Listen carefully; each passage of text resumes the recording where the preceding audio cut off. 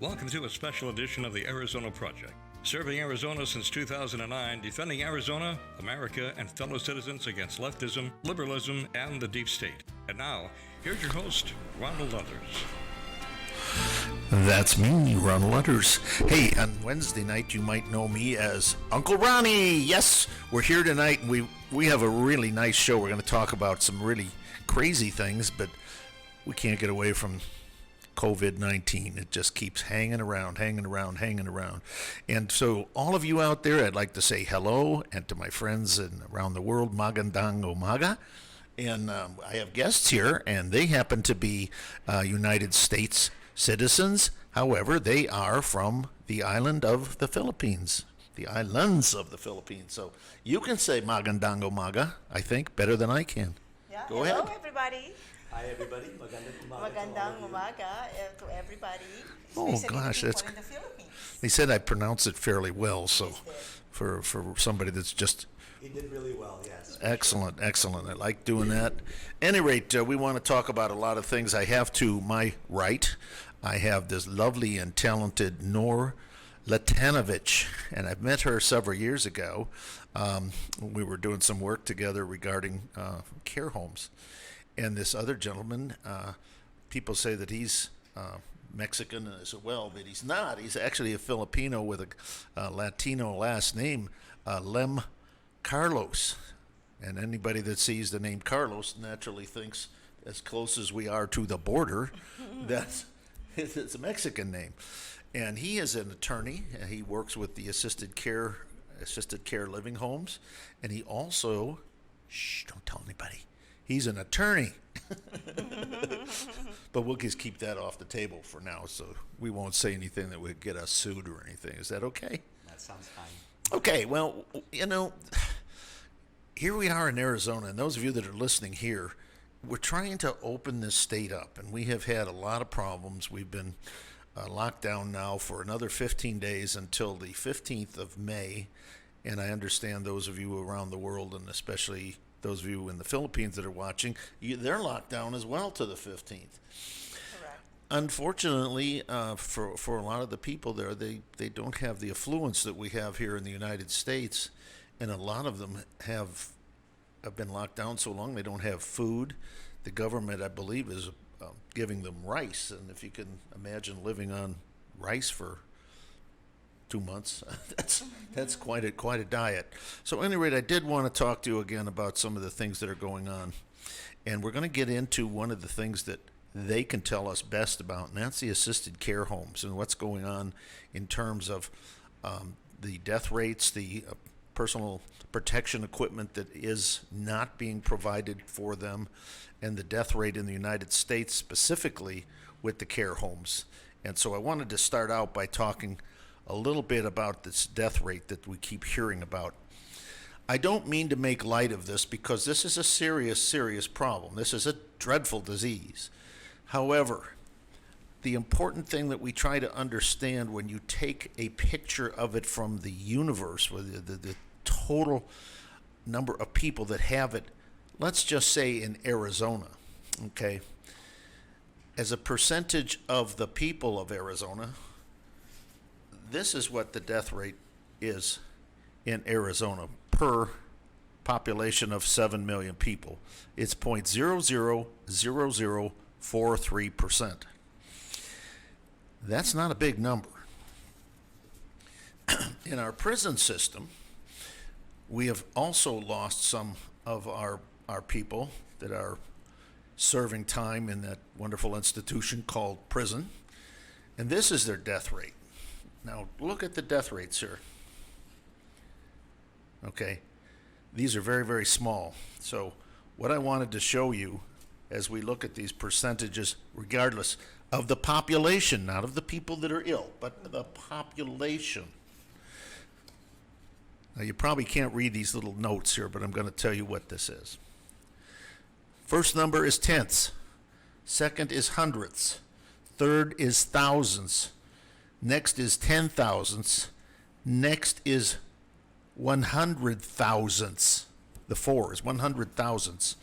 So we have 4 100,000ths of 1% is the death rate in Arizona of the population. Now, if it's you that's dead, that's pretty serious. Or if it's a loved one or a friend, it's pretty serious. But we have approximately destroyed the United States, and they're talking now that the unemployment rate this Friday will go up to approximately 15%. 3 months ago, our unemployment rate was 3.5, and they're suggesting that it will be 15% on Friday. That is atrocious that we have destroyed the entire economy of Arizona and perhaps the entire United States with rates like that. And as you look at this, we're going to talk a little bit about your personal freedoms and your personal rights. And that's one of the key things about the United States when we talk about your personal rights. Living here under the United States Constitution gives us many rights, codifies those rights. You as an attorney can appreciate that. They are our rights. They cannot be taken away from us. And yet we have governors of many states, including Arizona, that has taken some things into their own hands without the proper legal law, changing laws and so forth by the legislature. And what that amounts to is it takes your freedom away. Now, I have a theory about all this, and I won't get into it, but basically, there's a way I look at this. There was a gentleman in New York, and New York has been devastated with this disease, and we'll get into that in a minute. This man left his home, went into his business, left the front doors open. The authorities came and said, "You're supposed to hunker down in place."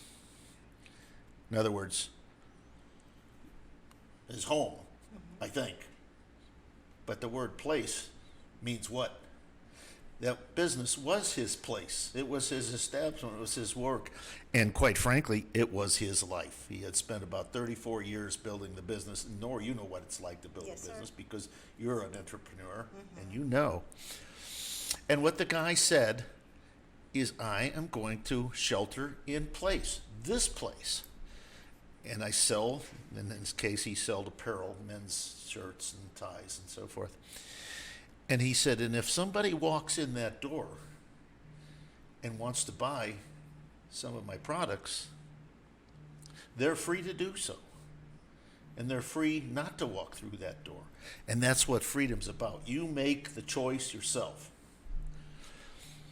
And we've gotten past that, I think, and it's been a terrible thing, in my opinion, that we have taken those liberties away from people. We've taken those jobs away from people, and the government saying, we're making a mandate without the law behind us, just telling you that you can't do this.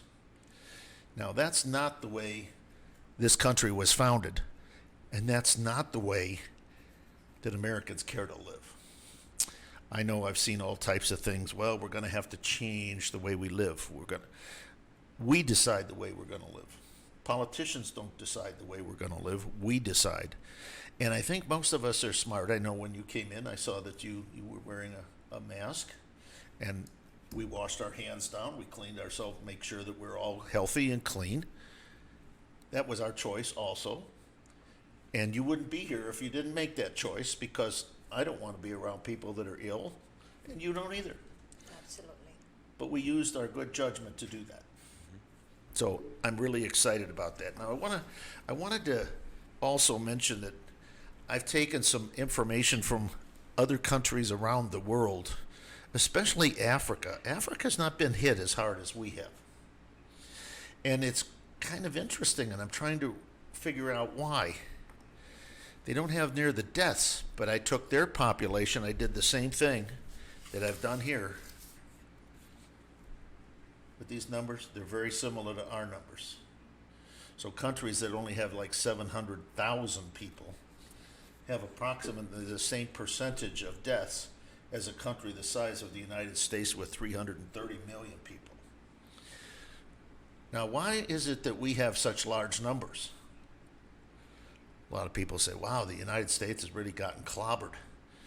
Well, we're blessed as a nation. And we're probably one of the few nations that have, in fact, gone out and done a lot of testing. We're going to get into that in just a minute with your organizations. But when you figure that out and say, wow, the death rate's about the same all over the world, now what can we do to change that? And I've got some numbers here that are just absolutely frightening to me. And I'm getting into a little politics here because I am very political. I took the various states and I looked at their death rates, their illness rates in care homes around the country.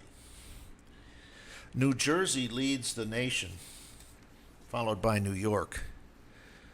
23.1% of people in care homes in New Jersey have gotten ill.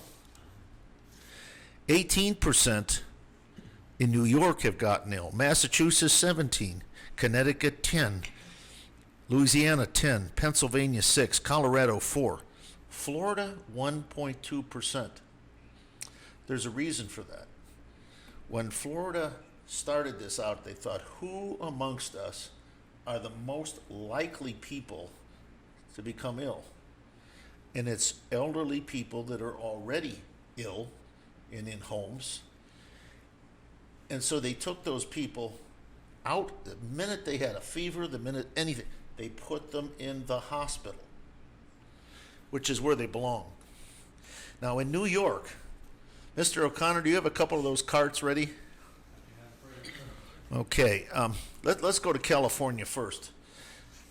The people are blaming the president for this. It's not his fault. It's actually the Chinese fault.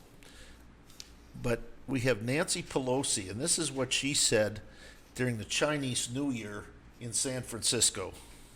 Also to say to everyone, you should come to Chinatown.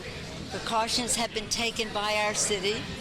We know that there's a concern about tourism traveling all throughout the world, but we think it's very safe to be in Chinatown and hope that others will come. Okay. Was it safe for people to go to Chinese New Year anywhere, especially in Wuhan? Not anymore. Okay, then we can go to New York. And I'm sorry, but years ago I used to do a television program, and we used to have what we called the Bovine Feces Award. Another word for it is the BS Award. And another word for it I won't say on the air. But all as it says is that these people are, okay, let's put it this way. They were idiots. So let's take Mr. O'Connor. Do we have Governor Cuomo of New York?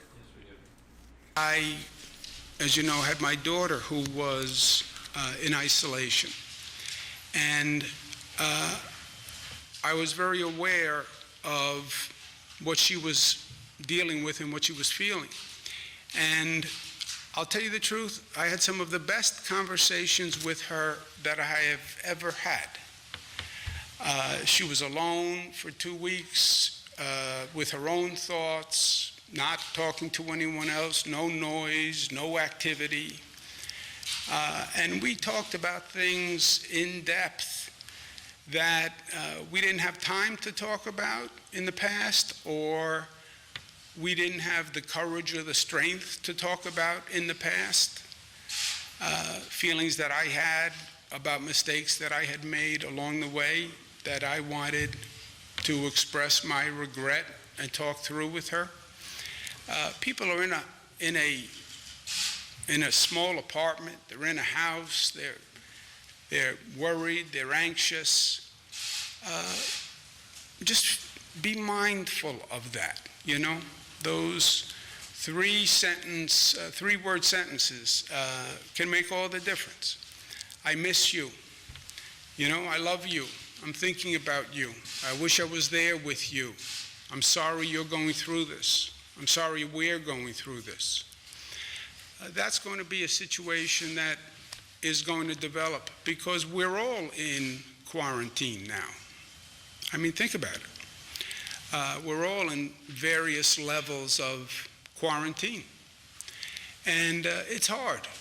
It's hard economically, it's hard everywhere, but it's going to be hard here, it's going to be hard here. And it takes each of us to try to help with that. Okay, we're back. The point here that I wanted to stress is we're alone. In care homes, you can't be alone. Can't. They're usually small, especially the individual ones. There are some larger ones, even those are very difficult because they have large dining rooms, and they have activity rooms. Those might even be more of a challenge, the larger ones, because they have more people going in and out and more interaction with the public. Yeah, well, we'll get into that in just a minute here. You say we're getting ready for a break, Mr. O'Connor? It could be. We could be, or we should be, or we are. We should be, yeah. Okay, well, let's do that. We'll come back and we'll get what some other people have said. We have Nor and Lem here, and we'll be right back. We're going to talk about COVID in care homes. You're going to be really interested to hear their stories. Be right back. Don't go away.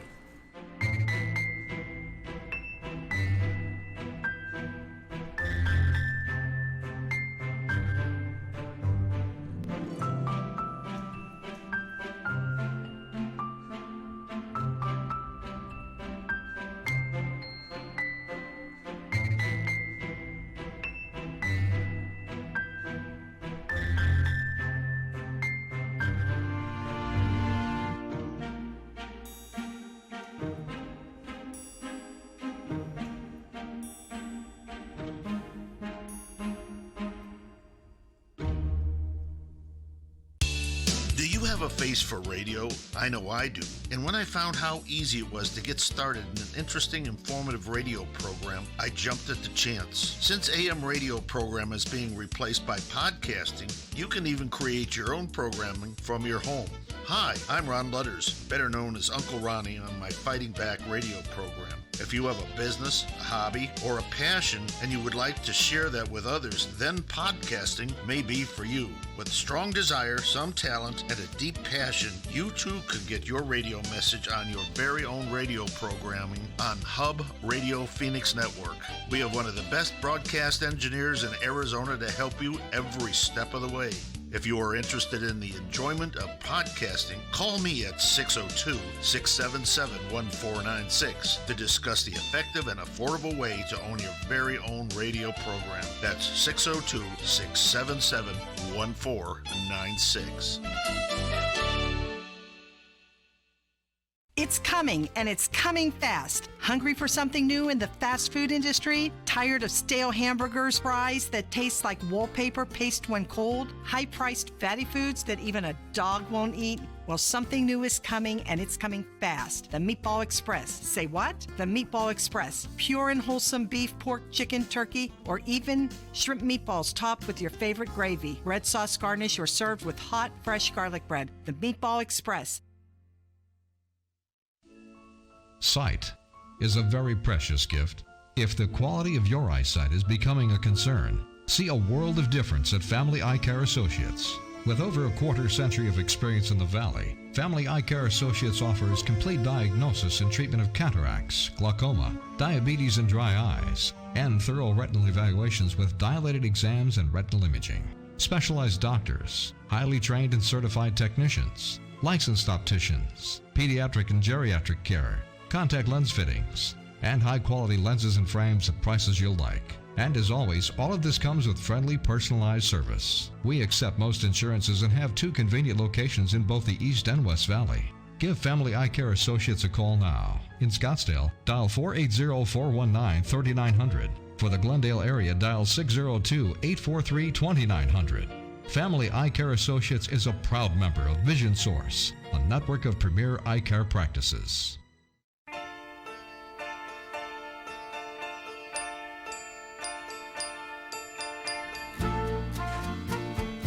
Well, welcome back. We're, gosh, I got what little hair I have is all messed up. At any rate, we're back with Nor and Lem, and we're talking about, we're building up to talking about what can be done for a living living assistance homes, nursing homes. I don't know, you can call it anything you want. Assisted But living, yeah. but the thing is, we were just talking about the Lord Jesus Christ and what he said about the least of these, my children.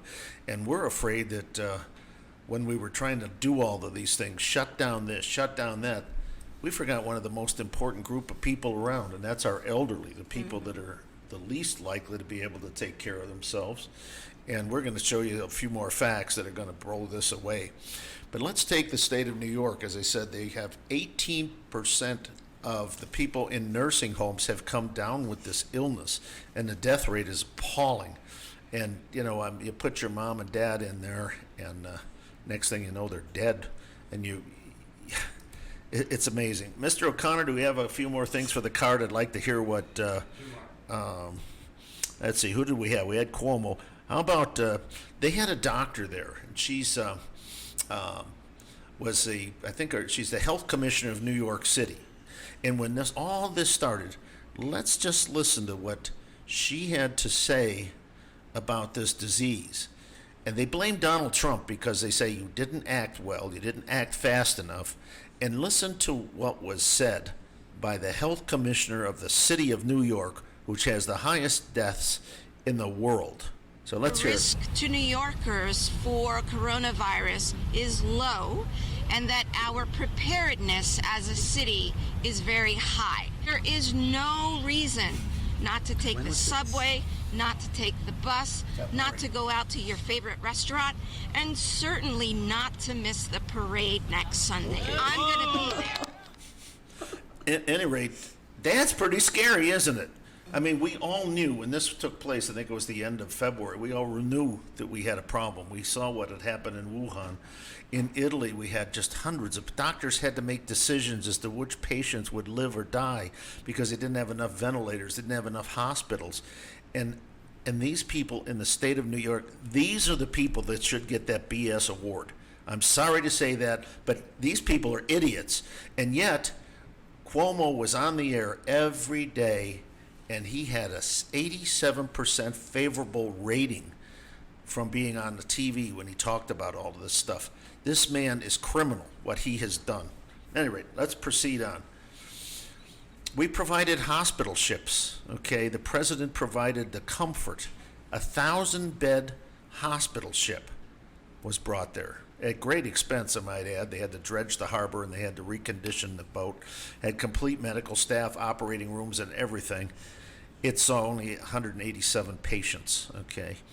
Billy Graham brought tents and hospital beds and so forth over. The Army brought hospital beds and so forth, and yet they were not used. They wanted the capacity. The governor said, we don't have ventilators. We need ventilators. The President of the United States went out of his way to make sure that the people of New York had ventilators. Then we find out later that 2 years earlier, the governor had auctioned off the ventilators that they had in their reserves. Auctioned them off. Nobody knew who bought them or where they went. Auctioned them off. This is pure idiocy. I'm sorry to say that this is a governor of a state the size of New York, 20 million people, and he was making decisions that didn't make an ounce of sense. So we go on, and now we're finding these things that I think we have one more with Governor Cuomo, don't we? Let's hear what Governor Cuomo had to say on this. The ownership of the nursing facility. No, they're not a state-run entity. That's what I'm trying to say. I know there's a thought a nursing home is run by the state. It's a wrong thought. Facts. The private entity runs it. We regulate the private entity. If the private entity is not performing their duty as they should be, then the state takes action versus the private entity. You can lose your license. You'll be out of business. If you're not providing your staff with the right equipment, you're out of business. That we can do. See, for the state, the question should be, we have been helping them with more PPE, but again, it's not our job. Okay. PPE, personal protection equipment. To deal with this disease that is so contagious, and it's much more contagious than the flu or anything else. Without that, it's almost a sheer indictment that you're going to be ill. when the state is the one in charge of the welfare of the people of the state, it would seem to me that that's one of the things that they would have the responsibility over, not just say, well, you're a private industry and therefore it's your expense. Now, let's look at that for an instance. Yes, it is a free market. Yes, it is an enterprise. This disease has crippled many, many businesses, and it would cripple these businesses too. So just to stay in business, it would destroy them. They're providing masks, they're providing this equipment, ventilators, and so forth. What extra cost would it have been to provide the employees of these facilities with a mask that you could buy, or you were able to buy before all this happened, for a couple of dollars? These nursing homes, and I know for a fact that they're on a tight budget, they're a marginal business, and there's not a lot of profit. They've got to keep every bed full, so if people are dying or they're moving out, they can't survive without the rental of those rooms and beds. So I don't understand why a governor who's responsible for the people in his country would do such a thing as to say, well, you're a private industry and therefore it's your problem. We don't care how many elderly people die. It's your cost. That's crazy. Now, I want to go back to January. What was going on in the Congress in January? The President of the United States was being impeached. I watched it. I was very excited to see what was going on, and it was a bunch of nonsense. But that notwithstanding, here's what I noticed. They interrupted the program to show 2 Air Force jet planes coming back from China, and it was bringing American citizens back from China. And when they landed, one in California and one in Texas, the people were being quarantined by 14 days. Now, I am proud of President Trump for bringing back Americans, taking them out of harm's way, and making sure they got back to friendly territories. That's leadership. It is not leadership when you tell somebody, I'm sorry, you spend the money, if you can't afford it, people die in your homes, and your business goes. And you're lucky if you don't get sick as well. That's my position on this. So I guess I could be a little rough on that, but that's how I feel about it. Now, let's take a look at some of the things that are going on in the care homes here. I just got some headlines that I looked at just before we went on the air. 45 die in Virginia, state of Virginia, nursing homes. 45 people died. And that's 45 people that were parents of some children that couldn't afford to take care of them in their homes because they probably both worked. And that's one of the things that I think is a little bit of troubling. I mean, I know in your country or your home country, families tend to take care of their elderly. In the United States, I think because of our economy, people have to have 2 incomes to be able to stay up, and therefore they can't afford to stay home and take care of their elderly, which is a shame. I know my mother went through this, and she died in a care home, and I was very sad about it.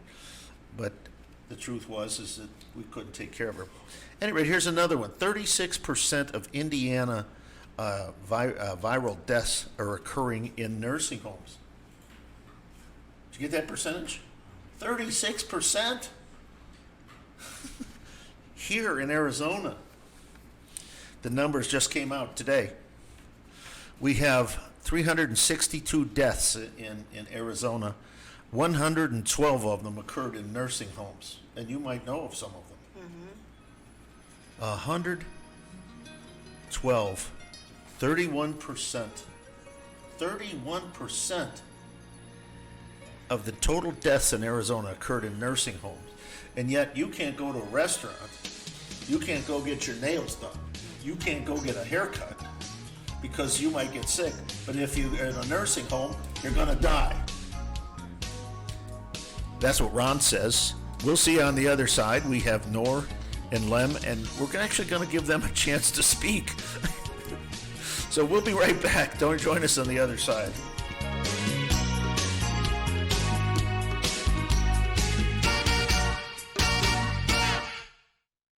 Hi, I'm Dr. Bob Marshall, PhD, host of Healthline. Join me live and hear the latest breakthrough information for you and your family. This month, Quantum Digest is on special. It's the most purified USP plant enzymes. No matter what you eat, it has the power to support its digestion. Buy 2 bottles, get the third one free. Call 800-370-3447.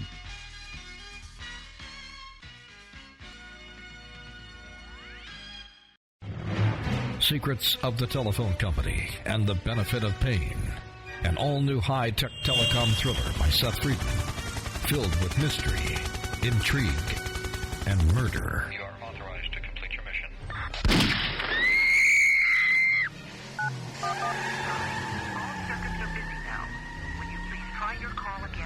Secrets of the Telephone Company and the Benefit of Pain. Now a Dell paperback. Don't answer the phone. Come home to the gated community of Chrisman Peaks in 5,350 square feet of pure luxury.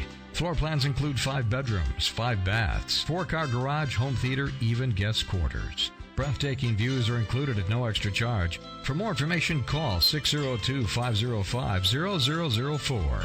Custom homes with the quality you expect, the value you demand. Call 602-505-0004 today. Flynn's Flowers knows what the kid and you really wants. Hey, hold it down. The Flynn's Flowers snack pack is the perfect gift for anyone. Thanks, this is just what I need. Great. Now how about a kiss? Don't push it. Get a room. The snack pack has cookies, chips, pudding, nuts, and lots of other goodies. What's a goodie? Read your script, kid. See the snack pack live on the Flynn's Flowers website at flynn'sflowers.net. Order a snack pack today for that special. Thank you. Or send a snack pack to someone in the military. That's flynn'sflowers.net. Flynn's Flowers, the official florist of Air America Phoenix. The Flynn's Flowers snack pack. It's almost too big to eat. These are great. Got any more? What's that, number 9? flynn'sflowers.net. Order a snack pack today and charge it. Want a sucker? Bubblegum? That's flynn'sflowers.net. Can I get a snack pack?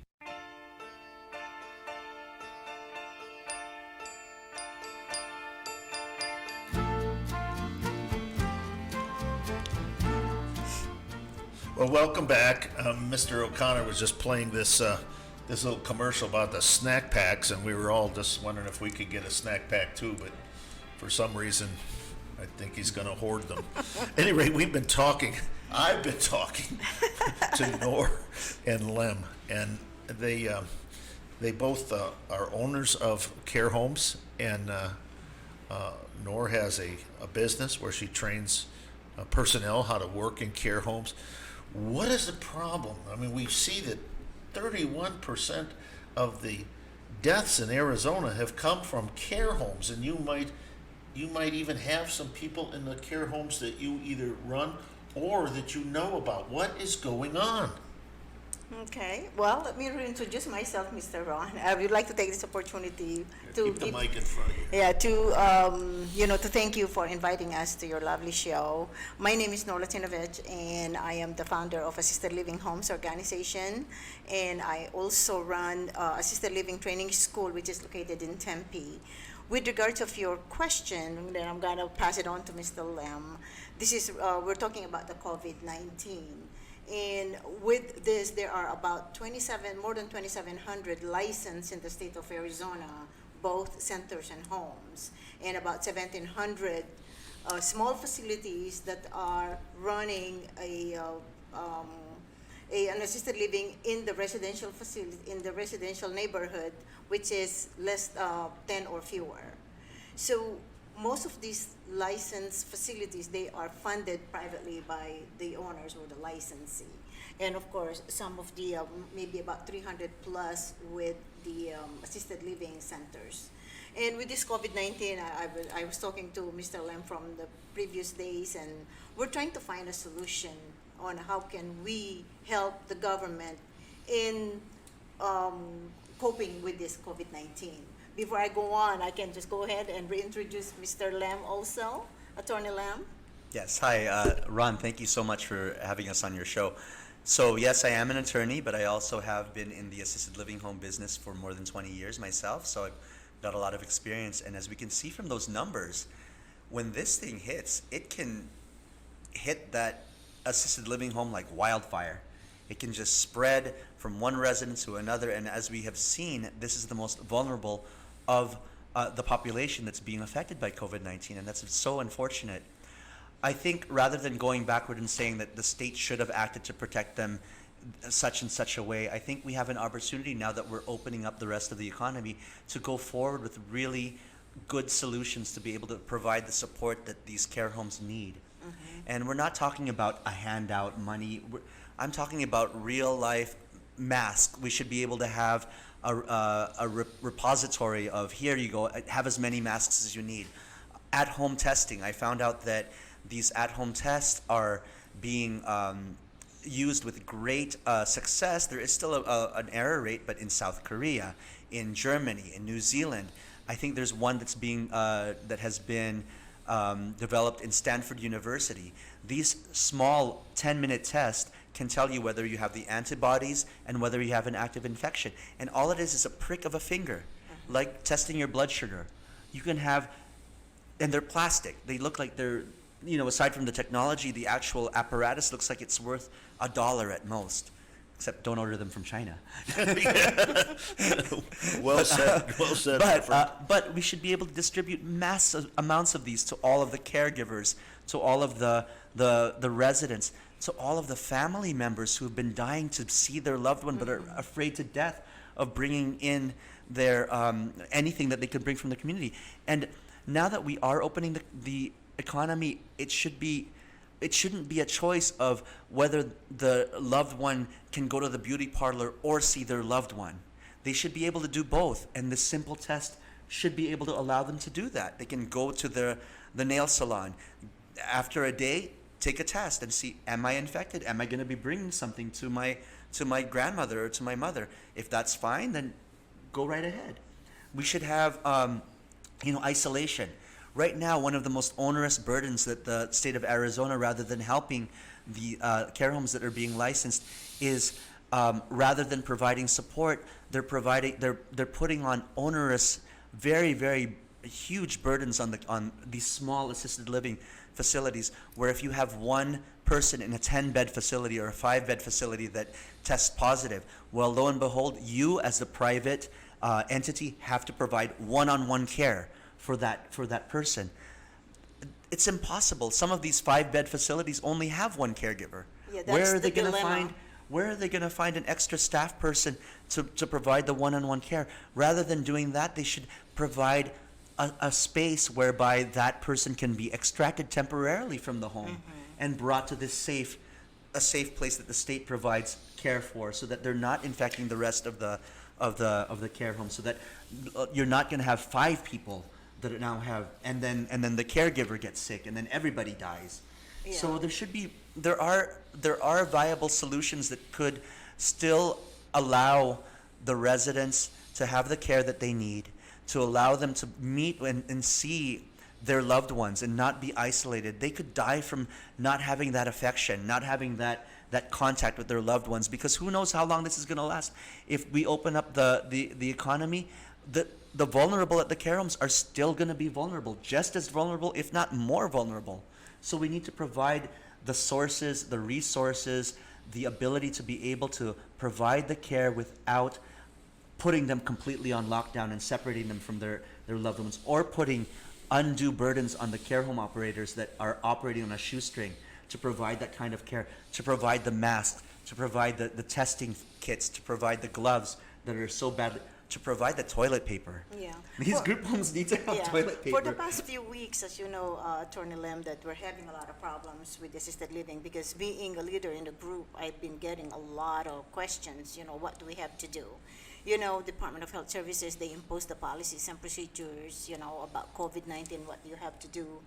And as a group, we cannot get, and even we're trying to find the resources. How can we get these supplies, Mr. Ron? Right now we're really hunting down to get our own test strips. As a matter of fact, they're a little bit expensive, but because of the policies and procedures that are being imposed by the Department of Health Services, we have to think ahead. What do we have to do? As you have said, if there's one person in that facility that will be tested positive, what's going to happen? We already have a lot of shortage of caregivers, let alone if this one. And I could caregiver- imagine with this scare, It is. it's even more difficult because you're told not to go out, to stay at home. And so there are people that aren't even out looking for jobs. And then on the other hand, because we tried to keep the hospitals open for patients and they're not getting any, they're laying off people. And here comes the next part of the problem. With layoffs comes unemployment compensation. And some of these people are making more money by not working than they would be making if they do work. That's the irony. Yeah. There are so many. And it's crazy that in America you can actually make more money by not working not than working. you can by working. Now, what I would suggest, Nora and Lem, I got these numbers. Florida, 1.2 people in nursing homes actually get sick because when they test them and they find out they're sick, they whisk them away to a Which is the way facility it should which be. care. Yeah, but we That's don't what we have need to that do. support. Well, what in I would Arizona. recommend that you contact the Department of Health Services in Florida and find out what they do and how they do it.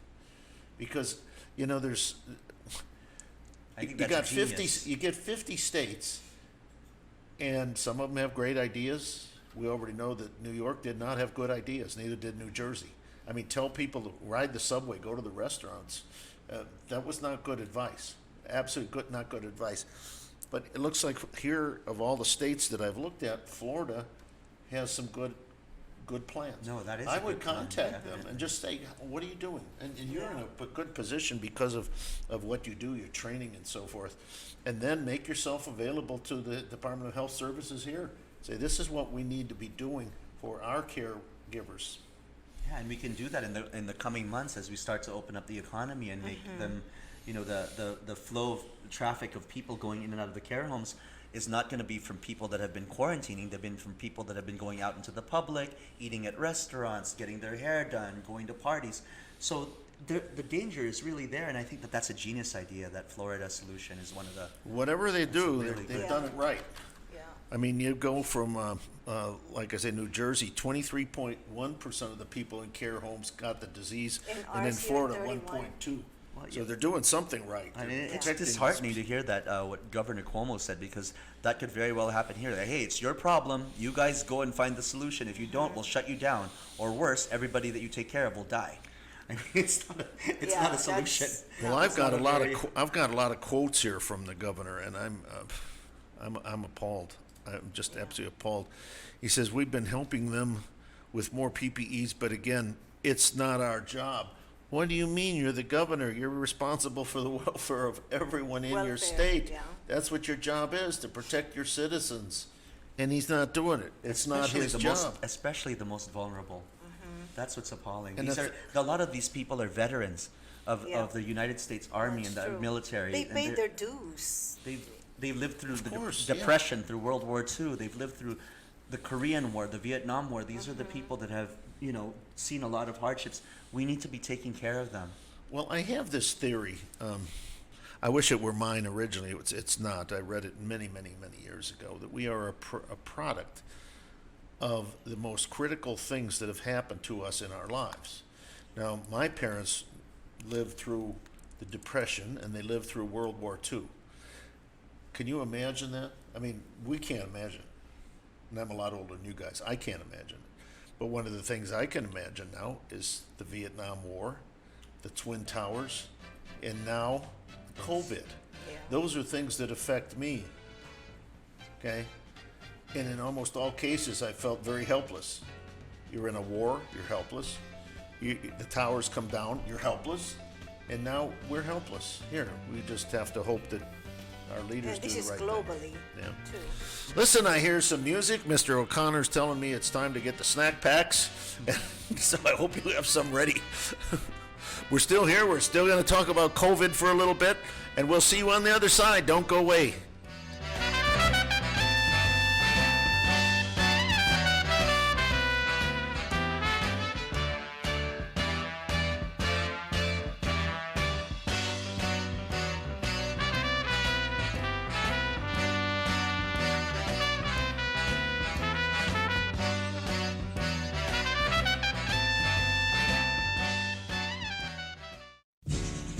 It started 10 years ago as a conservative discussion group to combat leftist liberal ideas that were destroying the American way of life. Thus, the Arizona 2010 Project was born.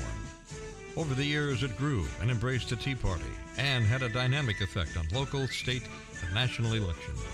That's right, the political power of the movement has grown, and now, on its 10th birthday, the Arizona Project has moved to a bigger location and has expanded its vision. The Arizona Project is now producing podcasts, internet radio shows, video projects, along with the same history of obtaining impressive guest speakers and community leaders for our weekly meetings.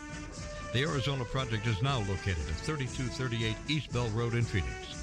For more information, call 602-677-1496. That's 602-677-1496. Please join us to promote the American values that have made this nation great and will continue to make it great. The Arizona Project, celebrating 10 phenomenal years. Wild Tiger right here in Phoenix. Whoa, big fella. Is reminding everyone to please give blood. By doing so, you may save the life of a child, surgery patient, or an accident victim. So give blood. It's safe, it's simple, and it's needed. That message courtesy of Wild Tiger at 2631 North Central Avenue in Phoenix, where they invite you in to enjoy the finest authentic Thai cuisine like Si Penang, Pad Thai, and ginger fish. Stop it or call 602-241-8995 for carryout. Wild Tiger is on the air because they care. Camelback Toyota, located conveniently on 16th Street in Camelback, off the 51 freeway, easy to get to right here in the city. You work downtown, stop on your way home, take a look at some beautiful new cars, used cars. Derek and John O'Malley Jr. and my mechanics in the back, Abe and Jereb and Tom, my man Jake, Felix, John Wicks is there, Levi. They are trained and trained heavily. They know everything backwards and forwards on any Toyota. Customer satisfaction numero uno at Camelback Toyota. Hi, I'm Dr. Bob Marshall, PhD, host of Healthline. Join me live and hear the latest breakthrough information for you and your family. This month, Quantum Digest is on special. It's the most purified USP plant enzymes. No matter what you eat, it has the power to support its digestion. Buy 2 bottles, get the third one free. Call 800-370-3447.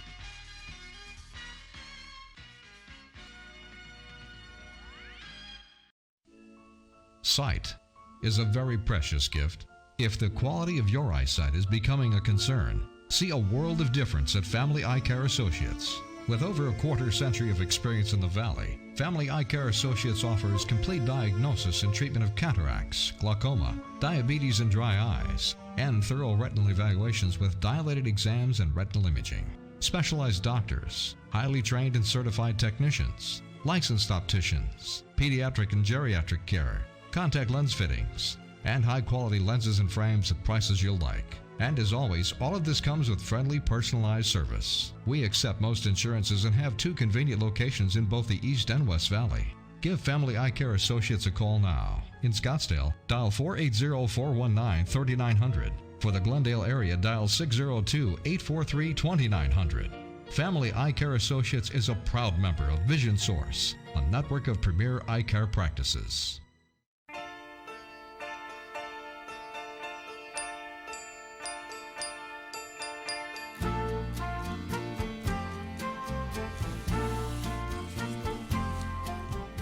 Well, welcome back. I'm sitting here by the lovely and talented Nor Latinovich and Lem Carlos, and I'm kind of prone to wanting to talk about the fact that you and I worked together back a couple of years ago. And what was the bond issue? 206. Yeah, Prop 206. 206, and that was raising of the minimum wage. Now, it was approximately $7.40 an hour, and it went up to $10 an hour, and then it's proceeded up, I think, $1 a year. It's now 12. It's $12 an hour here in the United States. No, in Arizona only. Or in Arizona, yes, in Arizona. Some other states are even higher. They're like $15, and I think there's one that's even up to $20. Now, when you have a small home and you have like five people in that home, raising the rates a couple of dollars per hour, $3 or $4 an hour, plays havoc, because it's not like working at McDonald's when you, when you work from, breakfast 6 o'clock till 2 o'clock. This is a 24-hour day job, isn't it? Yeah, and I know, and when we were talking, when we were working on the Prop 206, which is at that point they were like $8.25, but the state is paying the care homeowners for $3.33. You know, Altex, Mr. Lam. Yeah, you know Altex, about that. yeah, So that's what remember we were trying to push that, and then we got up to 17% now, and it's still paying like almost just $4 an hour. Then you have to pay $12 for your caregivers. So And that's again, you know, you have to be 24/7 with your caregivers. I mean, it's not like you work 8 hours a day, 5 days, 5 days for 40 hours a week. I mean, you're the whole week. And so it hurt these care homes a great deal. Some of them actually went out of business, if I'm correct, Nora. yes, yeah, there are some people who are really shutting down because of different issues. Also, you know, the state, everybody's with the family members and different stuff. Well, and I can imagine with this that the number of care homes, if they insist on what they're talking about here in New York. Let me read another thing from Cuomo. Cuomo said of nursing homes have to do the job they're getting paid to do, like they're really making a lot of money. It sounds like they are when you're paying it, but believe me, it's not a lot of money. And if they're not doing the job they're getting paid to do, they're violating state regulations. That's absurd. On any business, if you lose money, you don't stay in business very long. So as he says here, you're violating the state regulations, of course. But if you have people that are sick, caregivers that are ill, and everybody's told to stay home, what do? You're going to have to be the one. Yep. You personally going to have to be the one to help run your care home, because you can't hire anybody. And I'm not sure then when they talk about essential services, I'm not sure that they've included care homes. What do you think, Lynn? I'm not sure, to be honest. You know what? We are in a healthcare. We are essential. I think it's essential. I think it we is. are I would think it essential, would yeah. be. But if they can't even get you the mask that you need, if they That's can't what- get you That's test what's kits, disheartening, is that we had to scramble around and look for them ourselves, make them ourselves, or Available. jostle people at Costco, elbowing, trying to get supplies that we badly needed to be able to provide the care for our residents, when from the get-go we should have been prioritized, because we are the most vulnerable. Just based on your figures there, it's a no-brainer. Who do we need to protect here? We don't need to tell everybody to stay away from each other, don't go on that hiking trail. We needed to go in and say, focus. Who is being attacked here? This is a silent killer. Who is its main objective? It's the elderly that are having They that have to be health prioritized. problems. They should have been prioritized. I don't want to go backwards and say it should have Yeah. been. Going forward, they should be prioritized. Yeah. And now that we're opening the economy, it's not too late.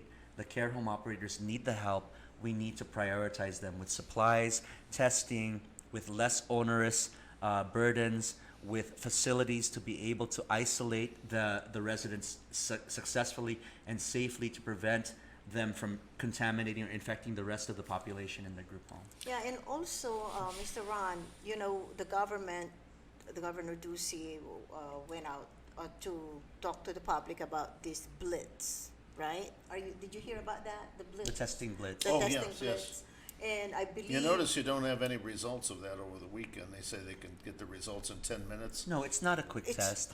It's not a quick test, and it's still very burdensome for us, because yes, we are given a priority, but that still means we still need to stay in line. What if you have a 90-year-old resident that's already That's right. frail? It's Yeah. 105 degrees out. We still have to load them into our car. If they're exhibiting symptoms, bring them out there, take get them in them there, tested. get them tested. You don't get the results for many days. And it's still quite burdensome. I mean, we need to have rapid testing. We need to focus on providing instantaneous results. And think about 95 years old. You don't want to get them out of the bed and Now that it's in triple digits. Yeah. Yeah, So and get this into is a something car that. where it's 105 degrees inside. or higher. Correct. So It's a this lot is hotter something than that we're trying to find a solution. Well, here, I mean, we'll just throw things out just to discuss this, but let's assume, the hospitals canceled all elective surgeries, okay? so that they could free it up for COVID patients. That never happened. So it was good to plan, but it wasn't needed. So you're letting all the staff go, staff doctors, you're letting nurses go, admissions people. Why not take these people? They're already being paid unemployment compensation and getting the government stipend for the difficulties that we're all going through.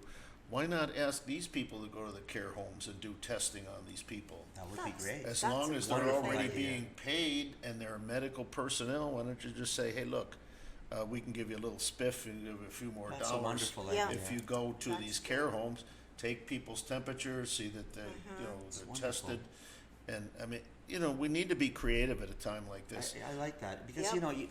another problem with getting an elderly person into a car in 105 degrees is you're going to be in the car with them waiting for you're going to be rather than having them isolate in their bedroom where they're safe. You're in the same small the same air. space as somebody that could be symptomatic, and then you're risking yourself while you're waiting in that line to get your test. And I also, I've known Nora for a number of years. You're not exactly a husky person, so that you can pick people up and drag them into a Yeah, car, and put them in a car. And you know? besides, with this heat, Mr. Ron, I mean, think about it. People are It's so bedbound uncomfortable. just to be in compliance. I think it's a no-brainer, right? Right. Yeah. Well, it seems like there's answers, and I think that I shouldn't say I think. I don't believe that this task force that they had, at least in Arizona, was as thorough as it could have been, and perhaps not as thorough as it was in Florida. Florida has, I think, of all of the different states, it leads the state in how to deal with, and they have a lot of people there because a lot of people go It's to a big state, retire yeah. there. Yeah. And so they would be paying a lot more attention because they probably have more people in nursing facilities than, well, not that our population, I don't imagine they have 7 million, but they probably have, hundreds of thousands of care homes and people in them, and they'd have to give a special attention to that. We're here, if you say, well, we're only dealing with 3,000 people. Well, I'm sorry, it's my mother's one of those 3,000, or my dad. What do you mean they're expendable? They're not expendable. And, the humanity of it all needs to be revisited. And, it makes me emotional. I don't have anybody in there right now, but it just makes me emotional to think that somebody's mom and dad is in that place. They can't visit them, one. Two, if they pass away, they can't even go to a funeral for their mom or dad. And it's a terrible thing. And I don't know, we've got to come up with some solutions to this. Hopefully this scourge will go away, and it will go away soon. But as you said, Lem, there's always another virus hiding somewhere. We don't know. I mean, You gotta nobody be a knows. second wave. You know. never know because I mean, the Spanish flu took 3 years before it got out of the population. And especially here, we're gonna, because of the heat that we're beginning, it's supposed to be 106 on Wednesday. So outside, this virus is gonna die. But We're inside. Your people are inside. They're in a whole Circulating different air. atmosphere, using the same stale air that's circulating. I don't imagine you've got a system that takes all that out of the air. You probably have a ventilation system that's fairly common for these types of things. And we've got to come up with solutions. We've got to get those people out of those homes quickly and into hospitals with respirators that are in clean rooms. And That's another thing that the state could provide. High functioning air filter purifiers. They have really good ones that are, for home use. They could provide all the care homes or everybody's room with one of these Dyson purifiers that just, Well, next door to us is a vacuum cleaner place, and it's really interesting. One day I thought, what are they giving free turkeys away or something? The place was mobbed, and then I found out Mr. O'Connor, what was the name of those filters that they were using? They put them in vacuum cleaners. He's asleep. just Mr. like a O'Connor? filter. Okay, Mr. O'Connor. What are the names of those little filters that they were selling next door at the vacuum cleaner shop? HEPA filters. HEPA. Yeah. It's HEPA filters. And I have a doctor who was on here 2 weeks ago, and he flies a great deal. And he doesn't like flying. He has to go to Florida a couple of times a month. He drives. He doesn't want to be in an airplane. and yet he says that they do have those HEPA filters in the airplanes, and he suggests that if you have to fly and to turn that air vent on directly into your face so it blows everything away from you, but it is the HEPA filter. Okay, well, we've been talking about what else. By the time we finish this discussion, it'll be called COVID-20. So we'll see you on the other side. Stick around. Thanks.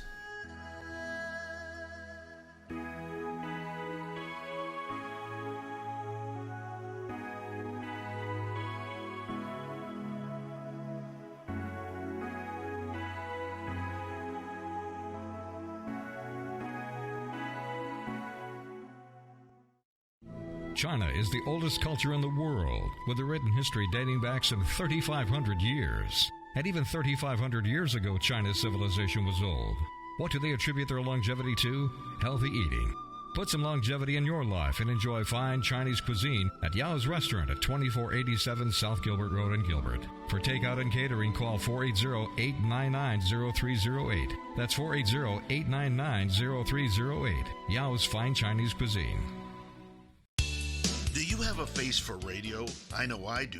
And when I found how easy it was to get started in an interesting, informative radio program, I jumped at the chance. Since AM radio program is being replaced by podcasting, you can even create your own programming from your home.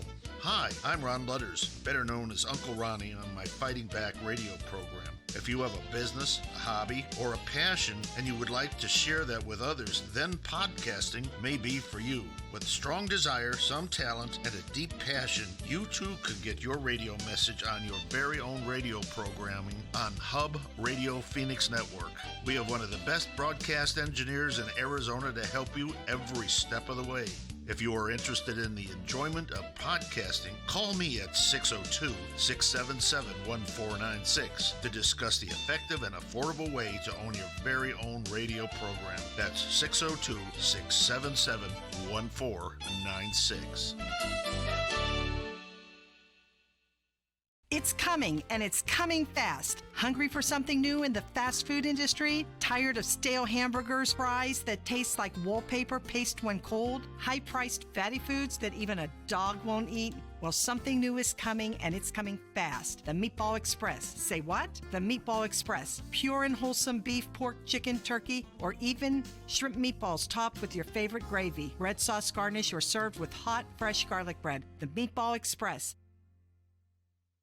Camelback Toyota, located conveniently on 16th Street in Camelback, off the 51 freeway, easy to get to right here in the city. You work downtown, stop on your way home, take a look at some beautiful new cars, used cars. Derek and John O'Malley Jr. and my mechanics in the back, Abe and Jereb and Tom, my man Jake, Felix, John Wicks is there, Levi. They are trained and trained heavily. They know everything backwards and forwards on any Toyota. Customer satisfaction, numero uno at Camelback Toyota.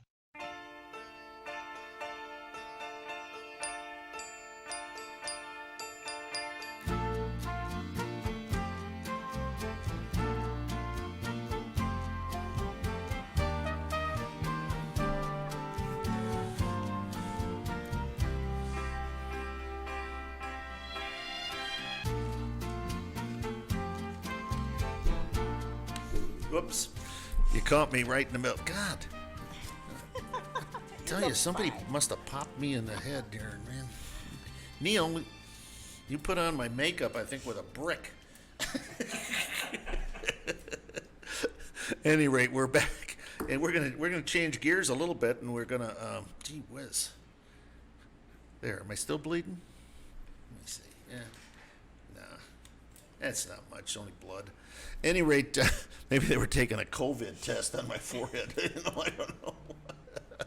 Any rate, we're on the phone here with Stephanie Jordan from. Well, I shouldn't say where you're from. She's from Florence. Now, you two probably don't know where Florence is, but Florence is our state prison, is located in Florence, and fortunately.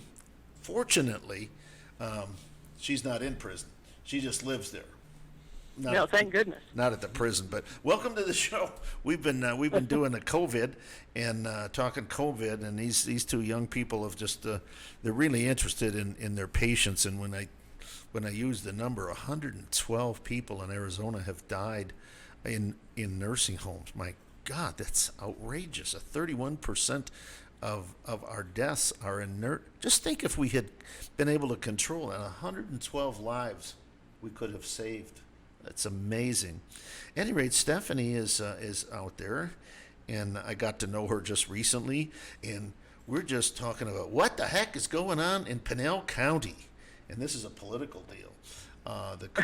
Yeah, it's pretty political. It's pretty political, and the clerk of the Superior Court has just resigned, and I want to tell the story here, if I may, just be to lead up to this.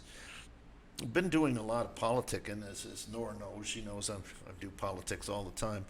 And several years ago, we had in Pinal County, we had a young lady, Amanda Stanford, and she was wanting to run for the clerk of the Superior Court. And this is a story that talks about the power of one vote, one person, okay? And she decided to run, and she needed, I believe it was like 250 signatures. And when they did everything, she had 249 signatures, and they were trying to sue her to get her off the ballot. And we went over there to represent her, and we were sitting there in the court, and we found that there was one person who had signed her petition but had gotten married. So the name that she signed was not the name of the voter registration.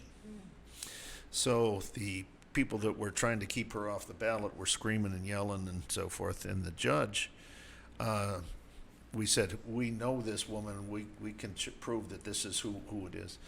So he said, okay, we're going to recess for lunch. You've got 2 hours. Bring her back, and we'll have her testify that, in fact, she is who she says she is and that she signed it. Well, that was that was almost a little bit of a miracle, because she happened to be a waitress, and it was lunchtime. So we had to go to this restaurant where she worked and ask her boss to let her off during the lunch hour to go to court.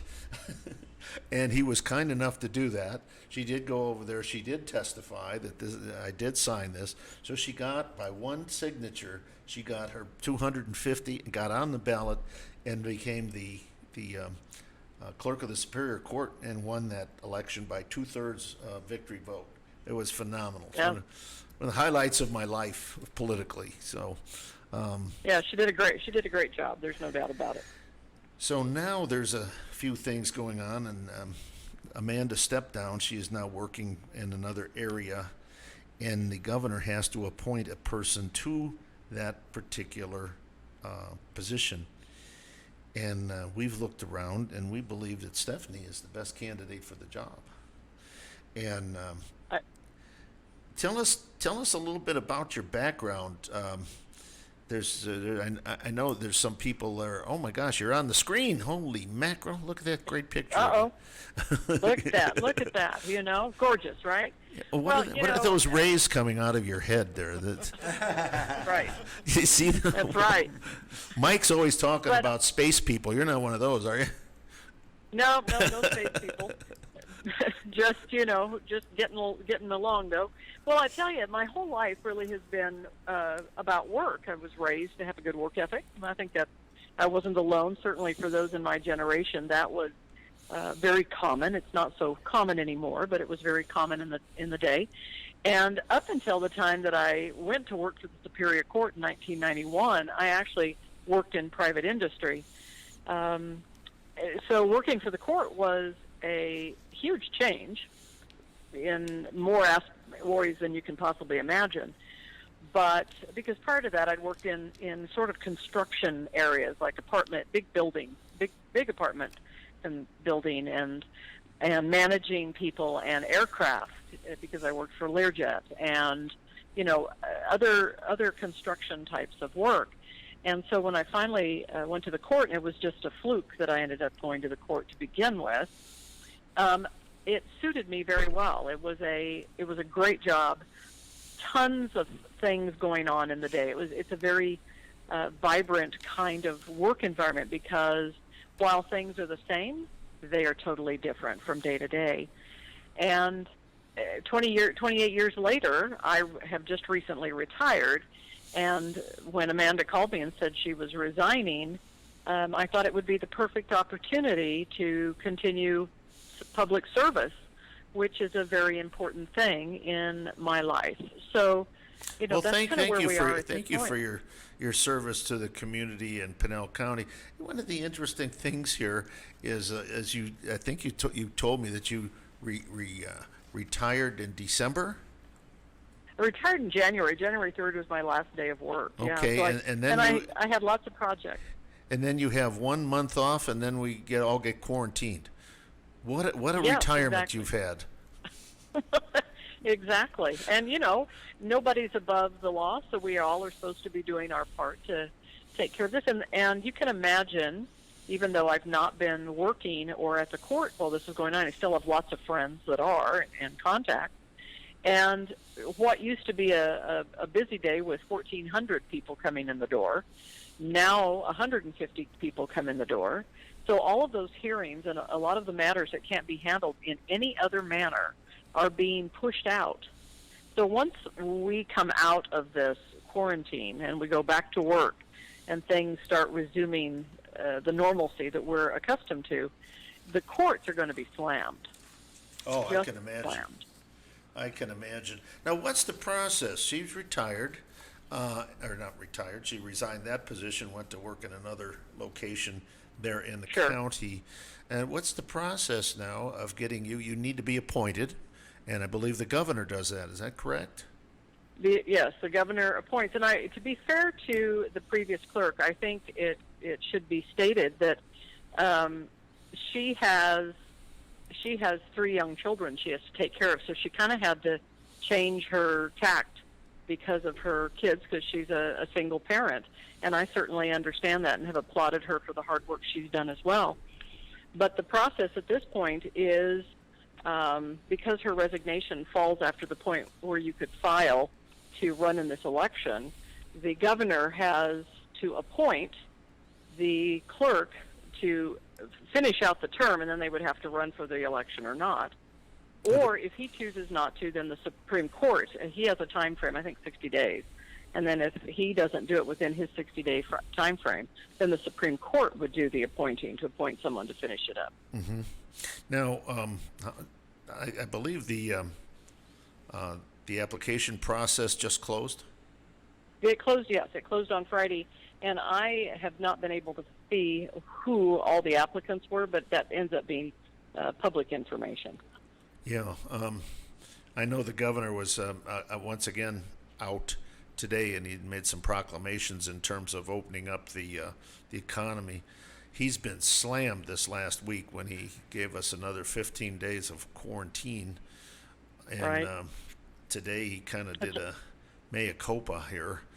And yeah, well, it's hard for all of us. It's particularly hard for, and you and I have talked about this, it's particularly hard for the small businesses that rely upon all the custom that they get from the rest of us, the people that are doing, pedicures and manicures and are cutting hair and restaurants and so forth. It's been very, very hard on them. Well, this Friday, according to the governor, May 8th, the salons and barbershops can resume appointment-based services. And next door, they have some Vietnamese people that own a little nail place, and they've been closed down now for at least 6, maybe 7 weeks. And there's a barbershop on the other side, and there's a lot of guys out there that are looking rather scruffy, to be honest with you. Mr. O'Connor needs a haircut. You've met Mr. O'Connor, so you know which hair it is that he needs to have cut, because he only has about 2 of them on his head. But other than that, he goes... Well, and I think it's fair to say every woman out there that has Mr. Manicure and Pedicure for the last 8 weeks will be charging the doors as well. Amen. Listen, the music's playing. You may not be able to hear it, but Mr. O'Connor's trying to tell me it's time to take a break. And he keeps talking about the snack pack, but he's got a bunch of paper wrappers around. He's been snacking while we've been eating. So we're going to take a quick break. We'll see you on the other side, and we'll be returning with Nor, and we'll be returning with Lem. And hang on the line. We'll chat with you a little more. Hi, this is Festus. Take it from me, Dr. Sky knows good food when he tastes it. And we both agreeing that it's Rudy's Country Store and Barbecue for some fine Texas fiddles. That's barbecue for you city folk, and I ain't just agreeing ya. Heck, they got their start in Leon Springs, Texas, long before I wore long pants. They've even got 2 locations in Arizona, one in Chandler and one in Goodyear. They's open Sunday through Thursday, 7 a.m. till 10 p.m., and Fridays and Saturdays till 10:30. For the best brisket, sausage, turkey, ribs, hold on, my mouth's watering already, and chicken and pork loin cooked over an open oak fire, yeehaw. Don't forget to get some of that great Rudy's barbecue sauce. No need to get all gussied up. Just come as you are, fire up that computer gizmo and check them out at rudysbarbecue.com. That's Rudy's, RUDYS BBQ.com. Las Vegas, Nevada, regarded as the Mecca of gambling, stage shows, excitement, and memories that last a lifetime. I want to be around to pick up the pieces when somebody breaks your heart. Hi, everybody. This is Mike Connors. What better way to remember this fabulous city than with your very own Welcome to Las Vegas sign? This amazing replica looks exactly like the original, with backlighting, blinking red and yellow star, and bordered by chasing Tivoli lights. This animated sign makes a great holiday gift and one that'll be remembered for a lifetime. To order this timeless piece of Las Vegas history, log on to the welcometolvsign.com or call 702-735-7446. A percentage of the proceeds are donated to the Nevada Cancer Institute. I want to live better and do more for the environment. I just want to be healthy, but I don't even know where to start. I just subscribed to an awesome magazine called Green Living with great tips, events, and recipes that help me go green and live healthy. Green Living magazine will inspire you to make eco-conscious decisions for a healthy life and a healthy planet. Pick up Green Living today at Fry's, Whole Foods, and 500 other locations statewide. Or subscribe at greenlivingaz.com. Find us on Facebook, Pinterest, and Twitter. Live, work, and play green with Green Living magazine. It started 10 years ago as a conservative discussion group to combat leftist liberal ideas that were destroying the American way of life. Thus, the Arizona 2010 Project was born. Over the years, it grew and embraced the Tea Party and had a dynamic effect on local, state, and national elections. That's right, the political power of the movement has grown, and now, on its 10th birthday, the Arizona Project has moved to a bigger location and has expanded its vision. The Arizona Project is now producing podcasts, internet radio shows, video projects, along with the same history of obtaining impressive guest speakers and community leaders for our weekly meetings. The Arizona Project is now located at 3238 East Bell Road in Phoenix. For more information, call 602-677-1496. That's 602-677-1496. Please join us to promote the American values that have made this nation great and will continue to make it great. The Arizona Project, celebrating 10 phenomenal years.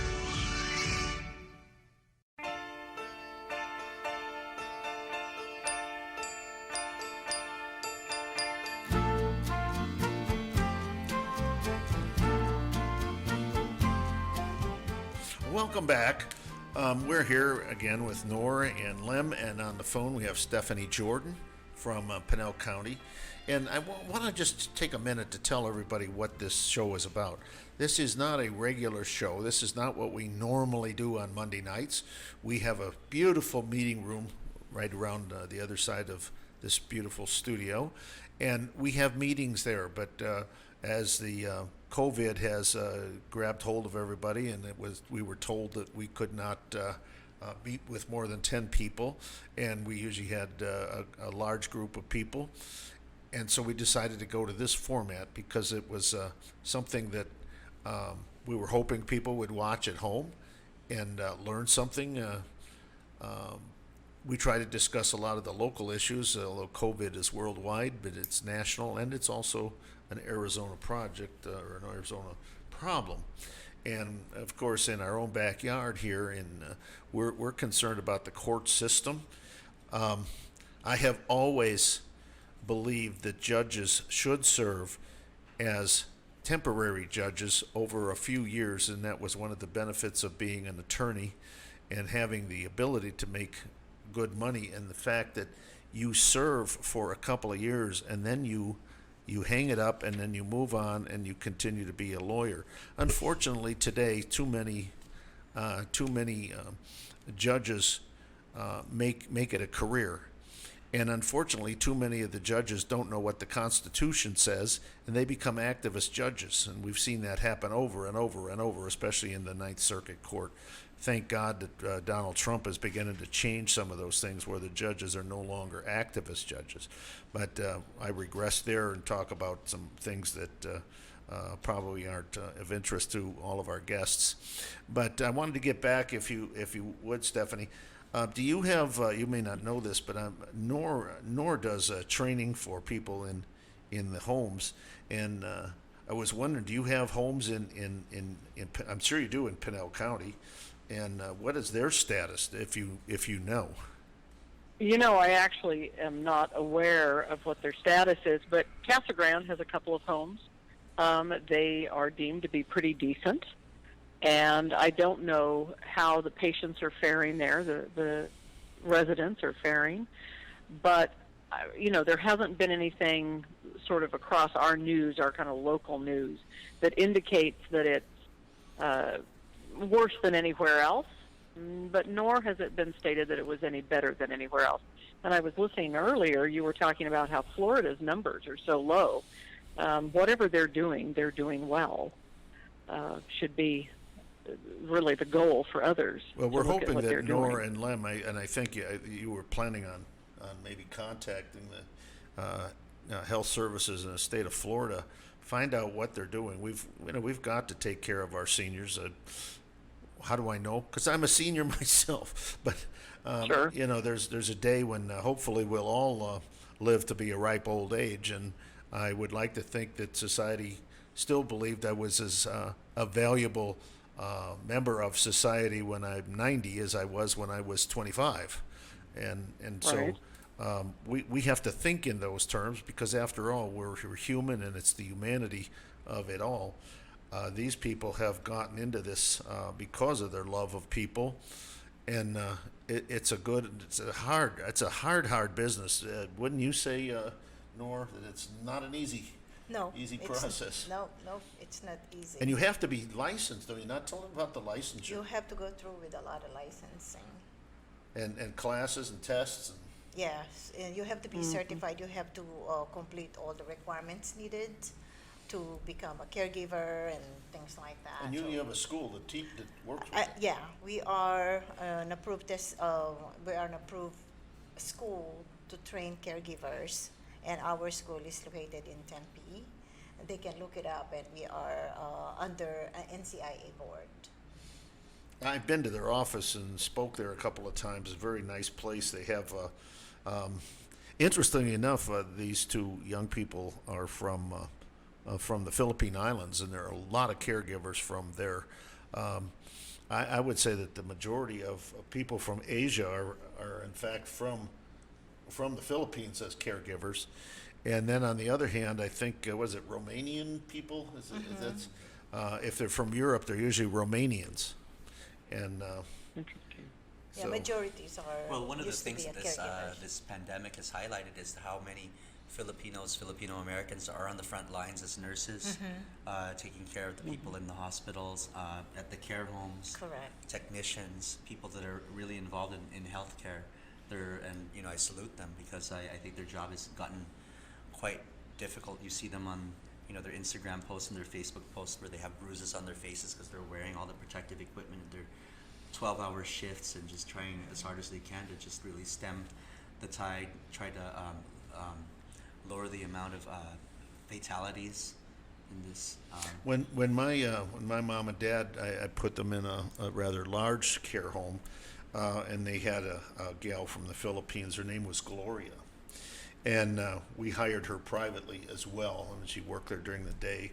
And I remember Mother's Day is coming up this week. Don't forget Mom. But I remember having all the mothers there, including Gloria, who was a mother. We brought her over. And we had all the mothers, we had photographs taken of everybody that was a mother, including our dogs. We had 5 dogs, and a couple of them were mothers as well. We had this great big picture of all the mothers, the mother dogs, and my mom, grandmoms, and it was really interesting. And I don't know where Gloria ended up, but she was a wonderful person. I mean, she was such a hard worker. We just hired her after hours because she had a great work ethic, and she just had she was really interested in my mom and dad. I mean, it wasn't like I'm just interested in the money and I have to do this. I mean, she would stay even after we would say, you can go home now, and she'd stay with my mom and dad and maybe watch TV and pop some popcorn and be with them.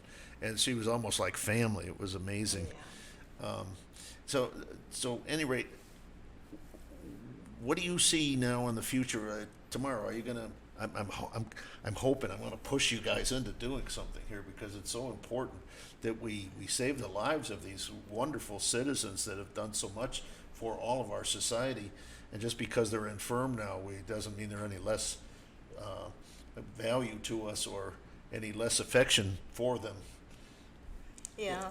I think for right now, we just have to come up with a solution. How can we help the government in helping this elderly, this vulnerable, when they're going to open up. It's like a humanitarian, right?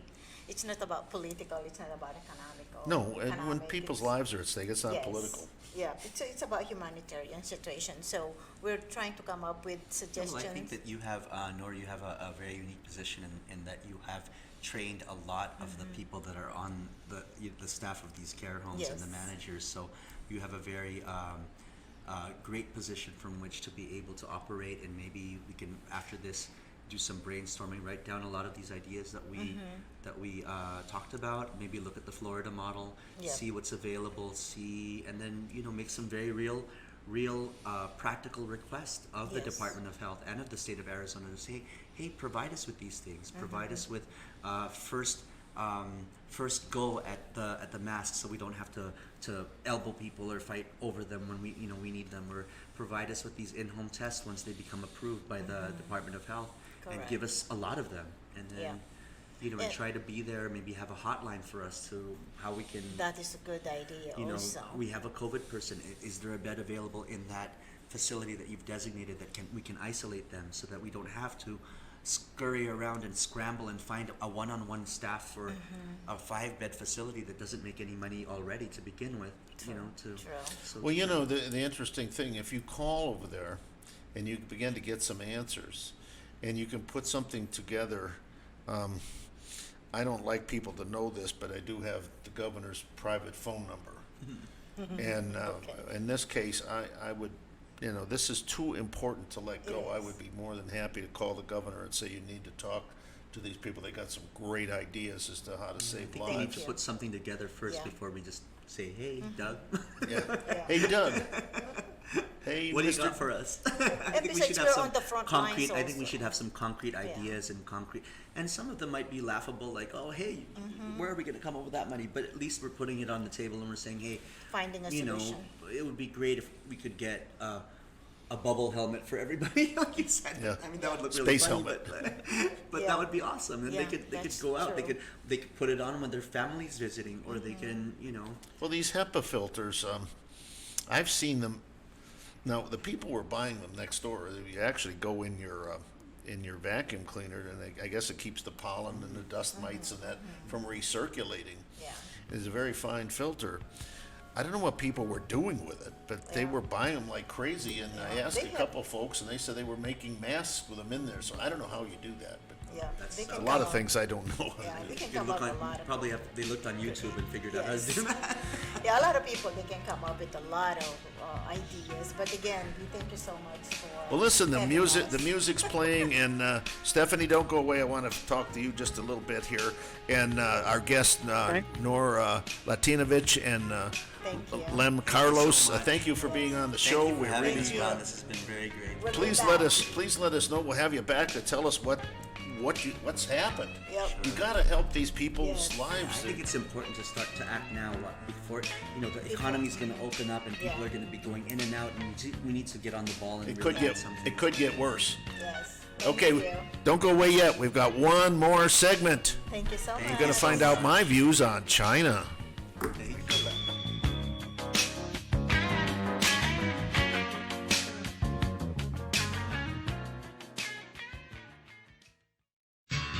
Come home to the gated community of Chrisman Peaks and 5,350 square feet of pure luxury. Floor plans include 5 bedrooms, 5 baths, 4-car garage, home theater, even guest quarters. Breathtaking views are included at no extra charge. For more information, call 602-505-0004. Custom homes with the quality you expect, the value you demand. Call 602-505-0004 today. It started 10 years ago as a conservative discussion group to combat leftist liberal ideas that were destroying the American way of life. Thus, the Arizona 2010 Project was born. Over the years, it grew and embraced the Tea Party and had a dynamic effect on local, state, and national elections. That's right, the political power of the movement has grown, and now, on its 10th birthday, the Arizona Project has moved to a bigger location and has expanded its vision. The Arizona Project is now producing podcasts, internet radio shows, video projects, along with the same history of obtaining impressive guest speakers and community leaders for our weekly meetings. The Arizona Project is now located at 3238 East Bell Road in Phoenix. For more information, call 602-677-1496. That's 602-677-1496. Please join us to promote the American values that have made this nation great and will continue to make it great. The Arizona Project, celebrating 10 phenomenal years. Wild Tiger right here in Phoenix. Whoa, big fella. Is reminding everyone to please give blood. By doing so, you may save the life of a child, surgery patient, or an accident victim. So give blood. It's safe, it's simple, and it's needed. That message courtesy of Wild Tiger at 2631 North Central Avenue in Phoenix, where they invite you in to enjoy the finest authentic Thai cuisine like Si Penang, Pad Thai, and ginger fish. Stop in or call 602-241-8995 for carryout. Wild Tiger is on the air because they care. Hi, I'm Dr. Bob Marshall, PhD, host of Healthline. Join me live and hear the latest breakthrough information for you and your family. This month, Quantum Digest is on special. It's the most purified USP plant enzymes. No matter what you eat, it has the power to support its digestion. Buy 2 bottles, get the third one free. Call 800-370-3447.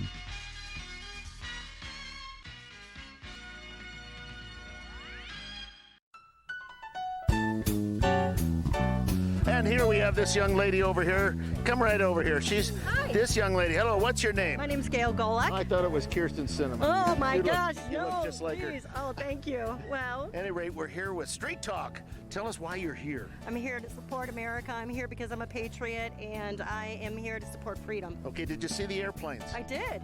Where were they? They were way up there, high in the sky. Oh man, I'll tell you, I was running around and all I saw was buildings and trees. Yes. And make America great again. Make America great again. All right, thank you for being here.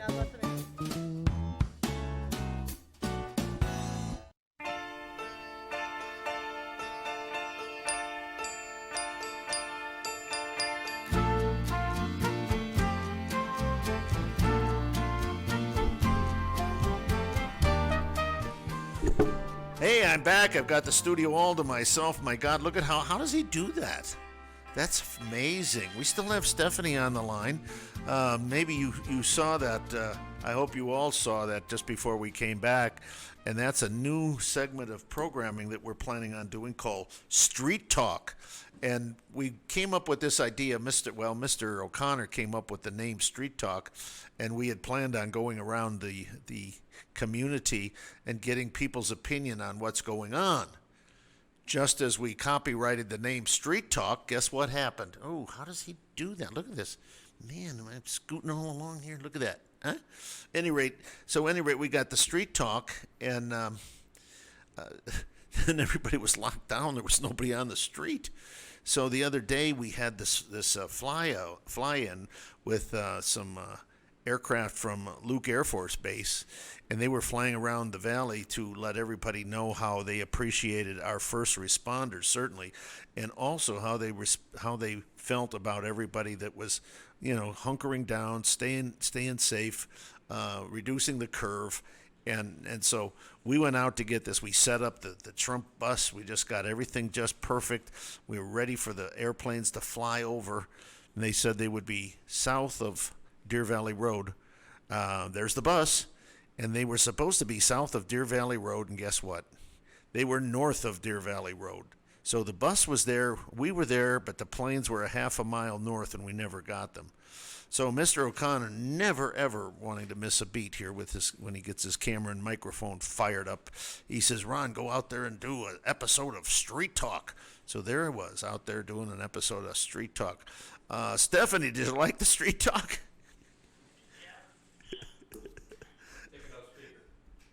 Yes, hang on. I don't know, some people buy these doggone Samsung phones and they're just too complicated for me. All I have to do is push a button, but I can't find the button. At any rate, I wanted to just talk to you a little bit more. So when do you anticipate the governor taking a look at the resumes and so forth and coming up with a decision as to who we might have in his new position? Well, I would venture to say probably within the next 30 days. Mm-hmm. I can't imagine it taking any longer than that. Things have changed, of course, as soon as we're not locked down. They may opt to do interviews, but I do know they'll work up to a short list that they'll present then to the governor. So let me ask you this. What if you don't get it? Then what do you do? Life continues as normal. Then, normal is locked up in your house for 6 weeks. Well, with any luck, none of us will be locked up beyond the 15th of May. Well, it's not the end of the world, and it shouldn't be either. It shouldn't be. Well, I'll tell you, when I saw your I did see your resume, and then when you've discussed some of your qualifications, that's going to be pretty tough for anybody to beat those qualifications. And in Arizona, you have to be a Republican to fill the position held by a Republican. So that disqualifies a lot of Democrats, unless one of the things you do is re-register as a Republican. And I've heard rumor that someone has done that, was a lifelong Democrat and has re-registered as a Republican, so the governor could appoint them to that position. But sure, that's the same rumor that we're aware of too down here.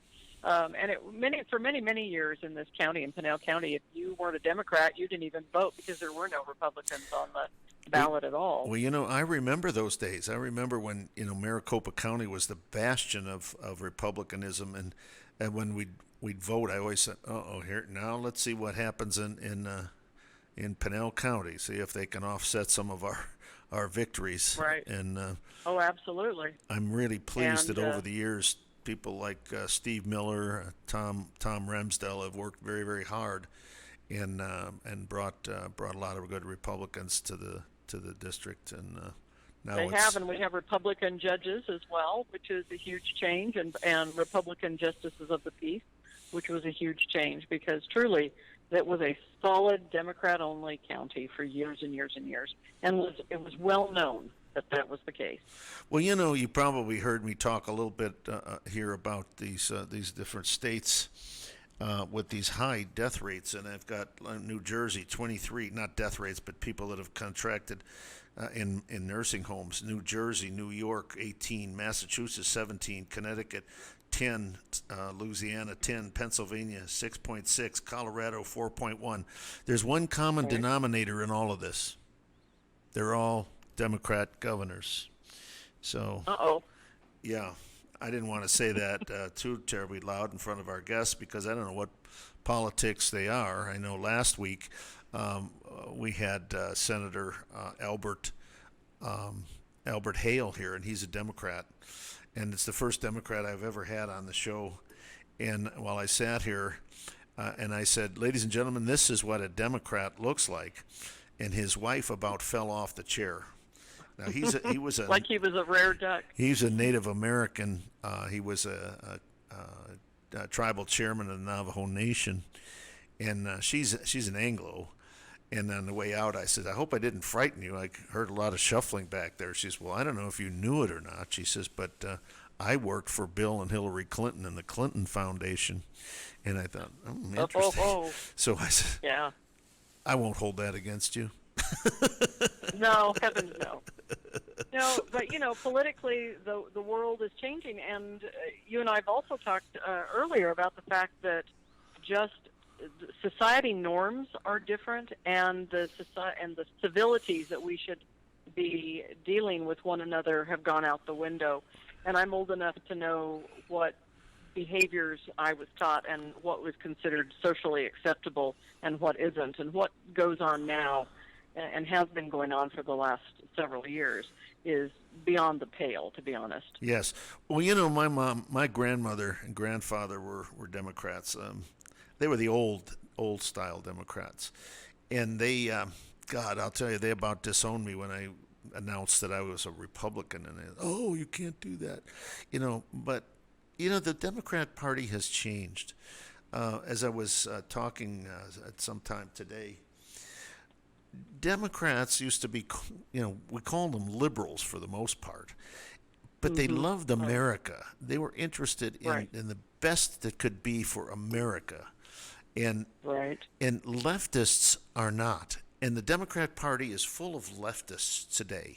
Right. Now, this gets me into what my final point's going to be.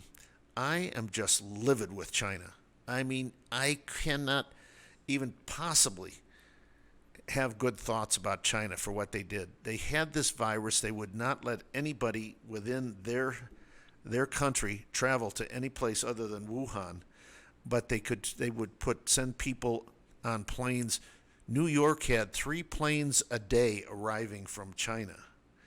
Now, why do you think that they have such terrible death rate and so forth, besides the stupidity of the governor, the stupidity of de Blasio? This is Cuomo, de Blasio, and this goofy medical doctor that was saying, no problem, we're prepared for everything. They weren't prepared for anything.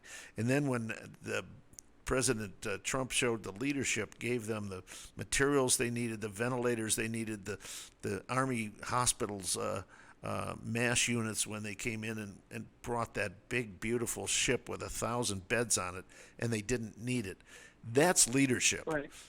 All as he did, Cuomo is whine like a little child, and now the Democrats are saying, "Well, if Biden fails, we want Cuomo." Well, Biden should fail with his nonsense with these ladies, or at least this one lady, this Reed lady. There's all types of different things that people have been calling this sexual misconduct, rape. It's just unacceptable. And for a man, even though he was 20 years younger, that's not the way you treat women. You absolutely never, ever, ever violate a woman. And it was amazing. And this man needs to be punished. And the Democrats are still not even considering doing anything about this. And they're trying to. Well, no. But they're going to have to, because this isn't going to go away. If I have anything to do with it and other people have anything to do with it, we're going to keep it there. Who wants a president that runs around? Now, that people said that about Trump, but Trump wasn't in government when whatever indiscretions he had. Not that makes it legitimate, but when you're the vice president of the United States doing these things, that's a problem. Right. And of course, we saw how Democrats reacted when Bill Clinton and Monica Lewinsky did their little tryst. And the Democrats, well, we don't care what they do with their personal lives. Well, I'll tell you, the dual standards there, and you've heard this before, and I'm going to repeat this. If the Democrats didn't have double standards, they'd have no standards. Yes, and that's an excellent point. And it's unfortunate that throughout society, it seems like those that are in power, they think they are beyond the law and that their behavior will never hang them up. But unfortunately, things have changed with social media, and records are being kept differently, and phone calls are being kept. Stephanie, we're running out of time. This is Stephanie Jordan, and she has put her name in for the court system, clerk of the Superior Court in Pinell County. We thank you for joining the show tonight. Thank you for having me. Mr. O'Connor, we thank you for running this great big ship around, and it says your name right on the screen. And we'll see you all again Wednesday night for Fighting Back. Good night.